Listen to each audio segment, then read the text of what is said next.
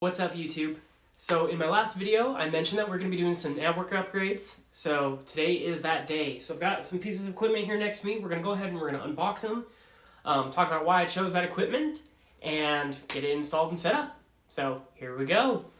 First piece of equipment that I have, I went ahead and got the Ubiquiti Edge Switch 10XP. So this is their PoE 24 volt passive switch. So I went with the PoE option. Go ahead and open this up and see what it comes with. I'll hold things up as they come. So in the box, we have the switch. So very similar to the 10X. So we've got our switch, pretty small switch. Got power connector on the back. You've got 8 PoE 24 volt passive 802.3 AF. With 2 SFP, not SFP plus ports. So just regular SFP on that. We also have some handy dandy little documentation. And more foam. And then in the bottom, we have the power supply. So typical power supply, nothing fancy. And that is our switch. So to go along with that switch, since I have that network rack, I went ahead and I got the Edge. So it's the Edge Router 4 rack mount kit, but it is also compatible with the Edge switches. So I went ahead and I got that as well. So let's get a knife here. And for those of you that think it's just a pen, you're wrong. So a lot of the reason I chose this equipment, I went back and forth deciding if I wanted to go TP-Link Omada, if I wanted to go fully Unify, and just kind of decide what would suit my needs best. TP-Link Omada was awesome, but I just could not justify getting a new router. So I stuck with my Edge router that I showed in the last video and decided to add the Edge Max switch, which it was only about 120 bucks from Ubiquiti directly. This rack mount kit was 15 bucks directly from Ubiquiti as well. So just trying to justify some of the costs there.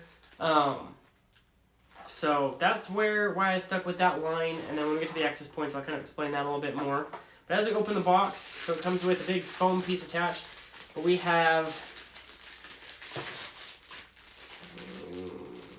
I see, this guy. So opens up nice and wide if you need to.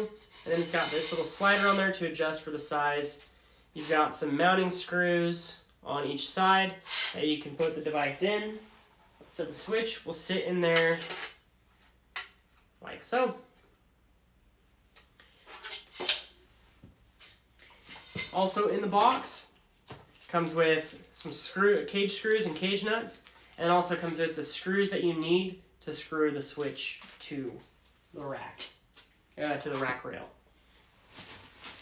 Now, for my Wi-Fi, to get rid of that Meraki access point that I have, I decided to go with 2 of the Ubiquiti Unify UAPAC lights.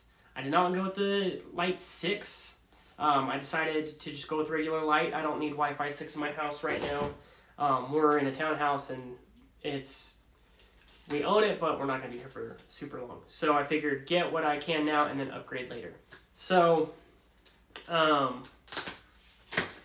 we'll go ahead. Let's open these up. So they changed the packaging a little bit from what it used to be. It used to be more Apple-esque. Now it's a little more the cardboard eco-friendly. So this one I opened up a little earlier just to check it out. So in the box, it comes with some trusty mounting screws. Comes with some documentation talking about their skins, if that's something you're into. We've got the access point itself, which this thing's pretty light. I'm pretty surprised. I know a lot of videos have talked about how small and how light this is, but you don't really know until you've actually held it yourself. On the back, we've got this mounting plate. And then you've got 1 gigabit Ethernet port and a reset button. You can also remove this little piece right here if need be to run a network cable through it. You've got a ceiling mount plate. Now, one thing I was surprised that this came with, and I'm actually kind of glad it did, just in case, I just like to have a backup just in case maybe I spec'd this incorrectly. The switch does have 24 volt passive and the access point is 24 volt passive, but you never know. But it does come with a PoE injector.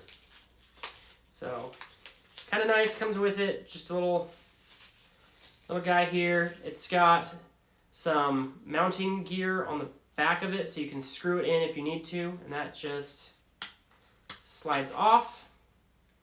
So if you want to, say, screw to a wall, depending on how your setup is. And then the last thing in the box is going to be the power cord for that injector. And that is what comes in the UAPAC light. I'm going to go ahead, I'm going to open up the other access point, and then we will get to installing. So I will see you guys at the rack. Alright guys, so here we are at the network rack. So first things first is we need to disconnect everything, get things pulled out of the rack. I'm going to reconfigure where some of the things are sitting. So let's go ahead, I'm going to grab my drill here off the floor and we're going to get started on doing that. Alright guys, so here we are getting things installed in the rack. I pulled everything out. That way I could reconfigure some of the placement of my cable management things in there. So I'm just pulling everything out. Once I was done here, I went ahead, I stopped the video and did some cable management. Unfortunately, you cannot see that here. And then we went ahead and moved on to installing the access points.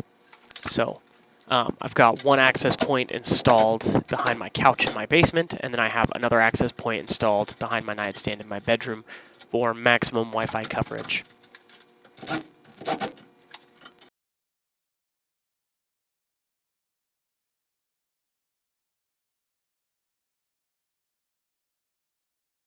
Alright guys, thank you so much for watching this video.